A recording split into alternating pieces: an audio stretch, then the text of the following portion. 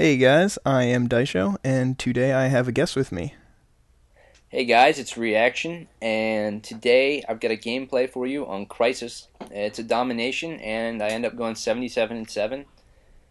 And anyhow, more important than this gameplay is the fact that me and Daisho here are doing a dual commentary and starting this whole networking business up and having a lot of fun with it. So, jumping right in, Daisho, how about we talk about what was your first person shooter? What got you into this like type of game? Yeah, so I pretty much played video games for like my entire life. I've been playing video games, and I never really played online or first person shooters. I just never really got into the genre or whatever, but then at one point, all these kids in my high school were like downloading Halo onto the computers, the original Halo, and I started getting into that, and I had fun trying to beat all my friends. And then I wanted to practice more so that I could beat them, and I bought it and started playing online. And that's pretty much just how I got into first person shooters and online gaming, I guess. So what about you? Okay, so for me, me and a couple friends, we had played like Call of Duty 2 and then Call of Duty 2 Big Red One and stuff. We played the campaign a lot, but multiplayer was basically unheard of to me and my friends. You know, that wasn't even in existence to us basically. But Yeah. one of my other friends ended up getting Killzone for PlayStation 2, and he really really loved it, and he suggested it to us. And my other friend got it, and he recommended it to me too. So we ended up all getting Killzone, and we all played online. And just the fact that we Yeah, could it all sounds get like a on, good time. yeah, it was great. The fact that we could all get on together and play and interact through mics, it was just amazing. Like I didn't even know you could do that. You know, I was probably 13, so. But after that, I kind of took a Yeah. break from first person shooters, and that leads us up to whenever we got into Call of Duty, because that was really my next first person shooter. So I got my PlayStation 3 and Modern Warfare 2 for last Christmas. So I'm really new to the Call of Duty scene. So how about you? Yeah, well, I got it a little later than Christmas. It was around like January, but I still came in around the same time as all those Christmas news. So, I was definitely one of those kids who you'd probably like see running around with first, not even prestiged yet, and like been like, yes, I'm gonna kill him again and again. But from what you've told me, you don't really sound like you were like that. So why do you think that is? Okay, so right away, my friend was really trying to convince me to get the Call of Duty series. He started trying to convince me to get Call of Duty whenever there was Call of Duty 4. Okay, basically World of War was out, but you know how everybody was still playing Call of Duty 4. About half the player base was still, it was split. Well, he convinced and convinced, and I never got it just because I didn't want to dish out the cash for a PlayStation 3 and a game at that time. Well, I Yeah, when finally, you're like what 16 and 17 years yeah, old, you don't want right, to right. spend $350 on a game. Yeah, like I had a job already, but I don't know, the money already had a name, But Hmm. I finally ended up uh, Christmas was around, and I was starting to get to the age where there's not really that much to ask for Christmas, and I was like, you know what, I'm gonna give the PlayStation 3 a go, and Call of Duty, and that's when Modern Warfare 2 was out, so that's what got me into that. Um, Other than that, yeah, it was all a good time. The whole online gaming with the friends, and I pretty much fell in love with the Call of Duty from there, and here we are. But anyhow, as he was saying, I kind of jumped right in with a decent KDR because of the fact that I was always at my friend's house playing, getting used to the maps, and I jumped right into the YouTube community.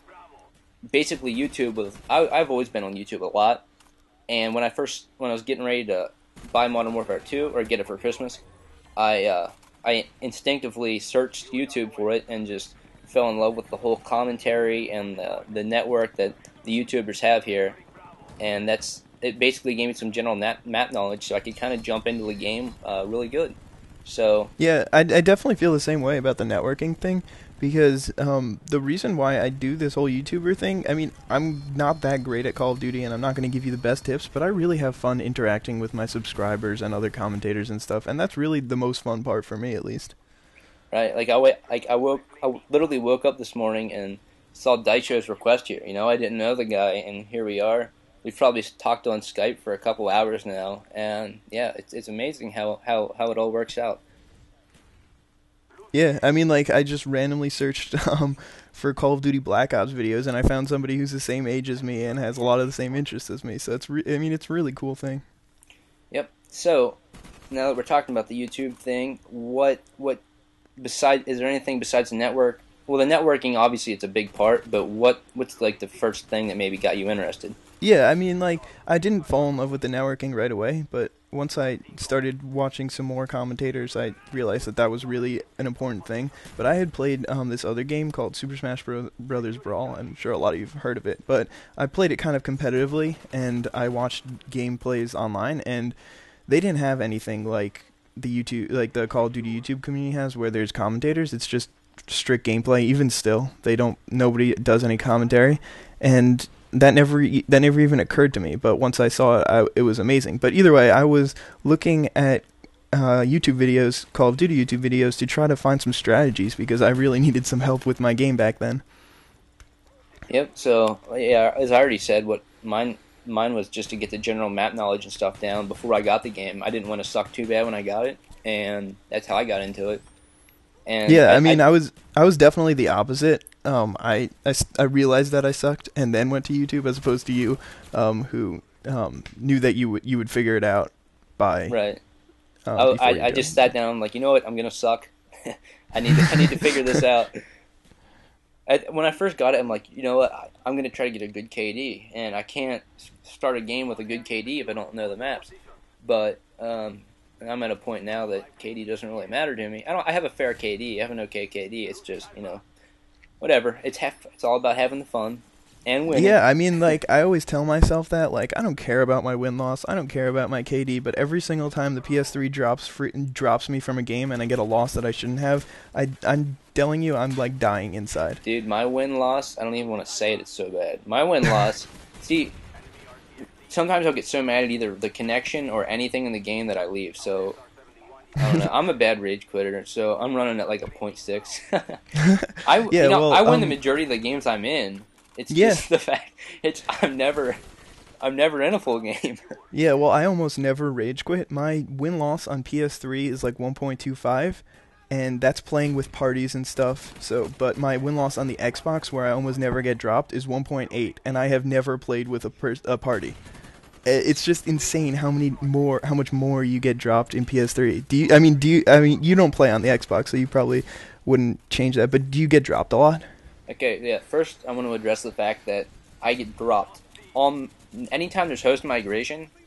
I would argue I get dropped 90% of the time. There's two reasons. One, I'm on the PS3. Two, I'm on a strict NAT type, and I've tried opening the ports. I know what I'm doing when it comes to that. I've tried opening the ports. I tried the DMZ, and nothing seems to work. I'm not. I've watched even after I knew what I was doing, but I'm like, I'll check out some tutorials, and they all pretty much say exactly what I did. So, I don't know what else to do. I guess I just have a crappy router. But anyhow, the combination of those factors means that I get dropped constantly. So the fact that I'm quitting games and doing that, it's just hurting me. So, Yeah. yeah. I mean, I remember this one night where I was playing and I got dropped 4 games in a row, and I almost like threw my controller into my TV, but I had to restrain myself. Yeah, you need the TV to play the next game, so. There wasn't any more games that night. I mean, whenever I get too frustrated, I know when to quit. Yeah. Yeah, that happened not too few and far between in Modern Warfare 2, if you ask me. And in this game seems a lot more balanced and enjoyable. I But definitely agree with that. I hear people complaining how this game is getting boring, but I really don't see that at all. It's all the same fun that I had in Modern Warfare 2, just without the bullshit. yep.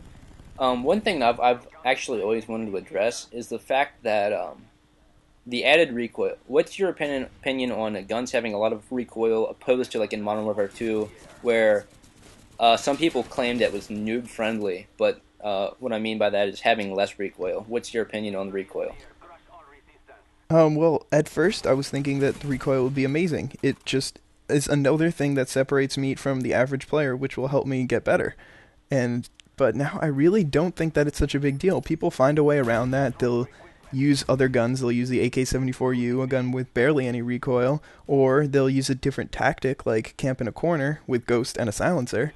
and they're just going to be as annoying as they were last time. So it really doesn't affect me that much. But I should go jump on Modern Warfare 2, realize how little recoil there is, and then I'll probably have a different opinion. So here's my thing, and I haven't heard any commentator ever say this. I've completely formulated this myself. I think that less recoil is better, and I'm going to argue this because, yes, it takes more gun skill to pop fire, but how many kill cams do you see from the level 12, no prestige, that just holds it down full auto with a Galil and just levels you out when you're using the exact same gun and you're pop firing, it's still not quite as accurate. When the fact that Exactly. I mean, the luckiness, the recoil, it's added, but it's also just as random. So you're going to get those times where where you shoot the same, but your recoil messes you up worse than theirs does. Yep. Yeah, anyway, we'll probably rant about this more later. Expect more dual comms to come. I hope you really enjoyed the gameplay. I had fun getting it for you, and yep, I hope everybody has a great day. And Daisho? Yeah, so sub to Reaction if you're on my channel and you're watching this. He's a really good player and a great commentator, and that's all I have to say. So see you guys later. Bye.